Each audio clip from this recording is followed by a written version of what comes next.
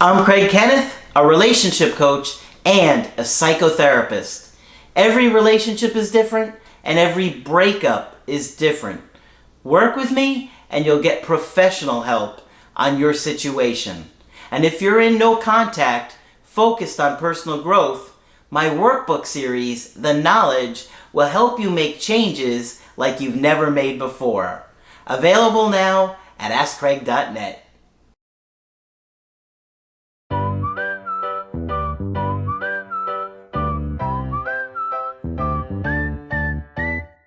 Hi there, I'm Coach Craig Kenneth. And I'm Coach Victoria. And in this video, we're going to be talking to you about dating after a long-term relationship. Ooh, this could be a challenge. It's scary, it's overwhelming, it's confusing, it's a lot of things. Before we get into it, I did want to say that Craig and I are available for coaching. So if you are interested in that and talking about your situation one-on-one with us, you can head to the website and book from there. Yeah, we know how hard it can be to date again. Some of you may have only been with that person that you're with now. Yeah. And some of you may have not dated in years and you're completely overwhelmed and confused by how people date these days. It's very different than it was even 10, 15 years ago. So we're going to talk about some of the things that you can do when you're dating again. After a long-term relationship, you might have that tendency to copy and paste your relationship onto someone new. This is just a pattern that we see a lot. People coming out of a relationship of several years, sometimes a decade or more, sometimes marriages. You expect that new relationship to have that same level of intensity, depth, familiarity, comfort as the one you just did. Yep. So many of you aren't accustomed to those first few weeks and few months of a relationship where you're getting to know someone. And some of you have this mindset of, I hate small talk. I hate asking what's your favorite color. And it's almost like a meme now. Yeah, I saw it. But the thing here is you have to remember that intimacy is earned. You have to get through that small talk in those building blocks to get to know someone. It's something to where when you do get to be more vulnerable with that person, it's something that's valued. It's something that you worked for. Yep. So you're not granted someone's vulnerability off the bat. No. It takes work. You're not. And you have to expect that they're going to want a different level of closeness and connection and responsibility and obligations. Right? And for your own protection, it's important to pace yourself in the beginning. If you dive into this relationship, like as if you're diving into that long-term relationship, you don't have that foundation of trust with this person quite yet. So you really have to protect your heart. Not everyone is going to treat you like your past partner. This person's going to have a whole new set of issues. That's something that the Gottmans say. Hooray! When you choose a life partner, you're really choosing the issues that you're going to deal with for the rest of your life. So you have to think about that. It might not be the same. It might be a different set of issues. But on the other side, you also have to be open to being loved in a different way too. So those affections that you may have received in that long-term relationship might look very different with a new partner and might look very different in the beginning stages versus as that relationship develops. It's hard to realize it, but people are different. Yes. Yeah, the same formula does not apply to everybody. And I see this actually more often in men. They have a pattern of, okay, I take my date out to this restaurant and my ex-wife really liked this place and so I think this will work with this person. With people, we're so complex. Relationships, you have to make them individualized. It doesn't feel good to be just a copy paste of someone else. Now, if it's a place that everyone loves, then we'll give them that. McDonald's? Arby's. No, not Applebee's. I'm setting a boundary. Oh no. So everyone's going to have different needs, wants, and different flaws. You have to be aware of that. It's just part of the reality. And not everybody likes Applebee's, I'll have you know. Okay. I don't like Applebee's. I said it, okay? I don't like it. I don't like it. Just kidding. Now remember, with each new experience, you're also collecting data.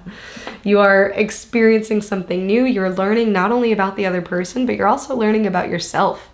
Do you like what this person brings to the table? Do you like the way that they smell? Do you like their hobbies? Do you like the way that they look? What's appealing to you? Is there something different that maybe catches your eye, that maybe awakens something in you?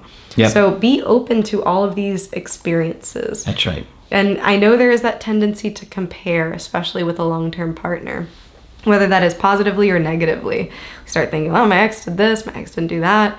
You have to start thinking, okay, outside of that situation, what does this bring out inside of me? Even if there is that tendency to compare, think about, as present as you can be, how it's affecting you. Yeah.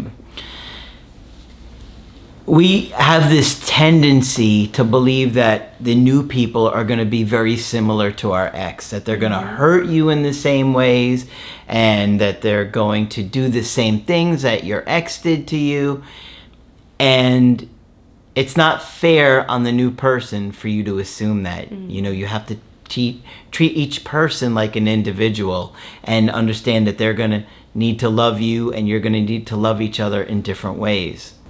And even if it starts to go well with the new person, all of a sudden you may be overwhelmed with grief and sadness and thinking about your ex and the breakup, and you're like, I don't understand what's happening. Yeah, and grief can come in waves. If you're dating for the first time after a long-term relationship, there will be things that trigger you that you are not even aware of or can't expect because you're experiencing a lot of firsts after that relationship. So have a lot of self-compassion for yourself in those moments. And remember that memories might be triggered. It might be something someone says. It might be maybe a place that the two of you go to where you have a date where you remember, oh, I was here with my past partner. And it's okay for those things to come up. It doesn't necessarily mean that you haven't moved on from your ex and you're stuck. It doesn't mean that you're meant for your ex. These are just passing feelings. Yeah. So you're opening your heart to someone new. That is a challenge, okay? That takes a lot of courage. Yeah, it really does. You also have to be mindful of the content of your conversation. If you're bringing up your ex all the time, that's going to create a dynamic that you probably don't want, right? And I know that in a long-term relationship, you've had a lot of experiences with that person, hence it being long-term. For many of you, maybe you were high school sweethearts. You went through major life transitions together. And so all of what you know is with this person attached to your hip. Think about how those experiences were for you personally. Speak from just that individual place. That's how you're going to be able to connect with this other person as an individual and stop associating yourself as a unit with your past partner. Takes time to do that. It does take a lot of time to do that. And really, you want to focus on having fun with that person. We get so caught up in, are they going to do this? Are they going to do that? Are they going to meet my needs? Just enjoy the experience of dating somebody new. If you put too much pressure on what you want and these expectations and demands, you're not going to be able to enjoy it. If you're so afraid of the outcome, you can't really enjoy it. So you can have some goal-directed ideas on where you're hoping it may go, but don't be so locked down to that you can't really enjoy it. Because you may go out with this person for several months and be like, you know what, I'm enjoying this, but I don't see this going long term. Right. And if you are so focused on the end goal, you're not going to appreciate the present moment and how it's going. Right. And how I like to view it is having open expectations. So it's not that you're having no expectations, you're going into this blindly, not really knowing what you want and not having any direction, but it's more so you have an idea of what it is that you're looking for, and you're in a place where you're open to hearing what other people want, if it is in alignment with what you want. So have more of an open stance, and it might change as you are changing. You're a different person than you were in that long-term relationship. Meet that person, say hi to that person, get to know that person as you go out and date and have these experiences. Now, for some of you, you had certain goals in that long-term relationship. You wanted to get married, you wanted to have family, you wanted to buy a house or have kids.